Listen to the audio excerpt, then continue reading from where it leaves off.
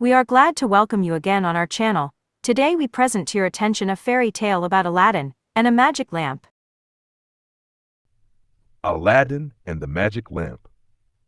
Once upon a time in a city in faraway China, there lived a poor tailor and his only son, Aladdin. The boy was bright but lazy, always playing in the streets instead of helping his father. His father died of sorrow over his son's idleness, and Aladdin's mother struggled to earn a living by spinning cotton. One day, while Aladdin was playing as usual, a stranger approached him. The man looked noble and richly dressed. He embraced Aladdin and said, "My dear nephew, I am your father's long-lost brother. I have searched for you for many years." Aladdin, surprised, ran to tell his mother. She had never heard of such a brother, but the stranger wept and convinced her he was indeed family. He promised to make Aladdin rich and successful.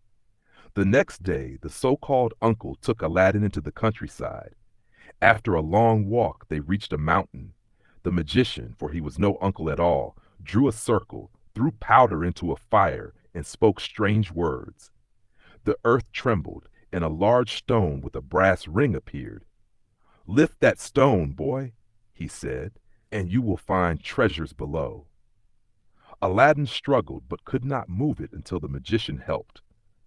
Beneath was a narrow opening leading into darkness. "Go down," said the magician, "and you will find a hall full of gold, silver, and jewels. Do not touch anything until you see an old bronze lamp. Bring me that lamp, and you may take whatever else you wish." He gave Aladdin a ring for protection and sent him below. Aladdin descended carefully, passed through gardens of marvelous trees bearing fruits of rubies, emeralds, and sapphires, and at last found the lamp, covered with soot. He hid it in his robe, picked some jeweled fruits, and returned. When he reached the entrance, the magician cried, "Give me the lamp!"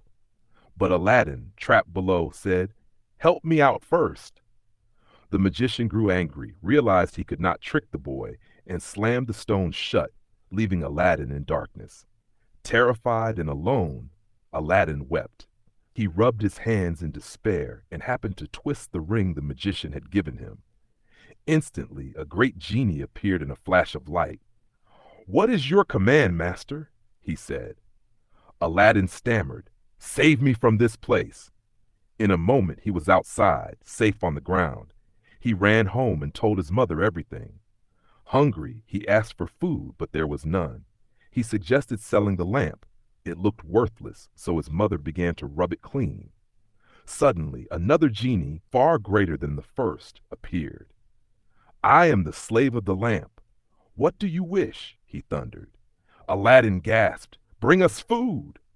In an instant, the table was covered with delicious dishes served on plates of gold and silver. From then on, whenever they needed anything, Aladdin rubbed the lamp and the genie provided. He sold the golden dishes for money and soon became rich. But he remained kind and generous. One day, Aladdin saw the Sultan's daughter, Princess Badroulbadour, as she went to the baths, her face unveiled for a moment.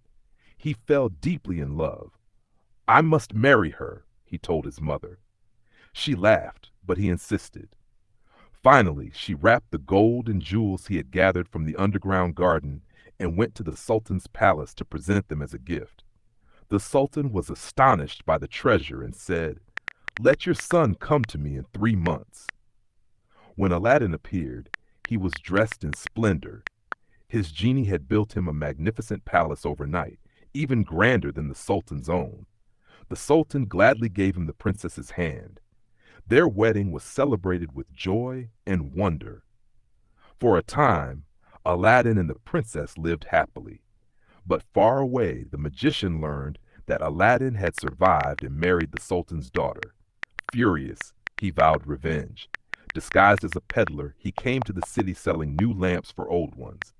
The princess, unaware of the lamp's power, exchanged the old dirty lamp for a shining new one.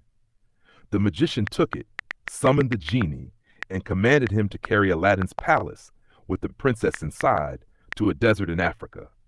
When the Sultan saw that the palace and his daughter were gone, he was enraged and ordered Aladdin's death. But Aladdin begged for 40 days to search. Desperate, he rubbed the ring again, and the lesser genie appeared. "Take me to my palace," cried Aladdin. The spirit could not move the palace, but it carried him to where it stood in Africa. Aladdin entered secretly and found his beloved wife in tears. She told him about the peddler and the lamp. Aladdin gave her a plan. Pretend to welcome him, offer him wine, and put sleeping powder in his cup. The next day she did as he said. When the magician fell asleep, Aladdin seized the lamp and rubbed it. The great genie appeared. "Bring this palace back to our country," ordered Aladdin. In a flash, the palace and the lovers returned. The Sultan was overjoyed. Aladdin lived in honor and peace. But the story was not yet over. The magician's younger brother, a more cunning sorcerer, swore revenge. He disguised himself as a holy woman known for healing. The princess, hearing of this saint, invited her to the palace. Aladdin was away hunting, and the false holy woman she could protect the princess with a charm, a special lamp to hang in the hall. The princess agreed. When Aladdin returned, he noticed the holy woman and sensed something wrong. That night, he waited in hiding and saw the sorcerer muttering dark spells. Aladdin leapt forward and struck him down before he could do harm. The princess was saved once again. Years passed. Aladdin ruled wisely and was loved by all. He never misused the power of the lamp, and when he died, the lamp was said to have disappeared forever, perhaps waiting for another worthy soul. True worth lies not in birth or wealth, but in courage, wisdom, and kindness. Even the humblest person can rise to greatness with a pure heart and a Subscribe to the channel, like it, write in the comments what fairy tale you would like to hear.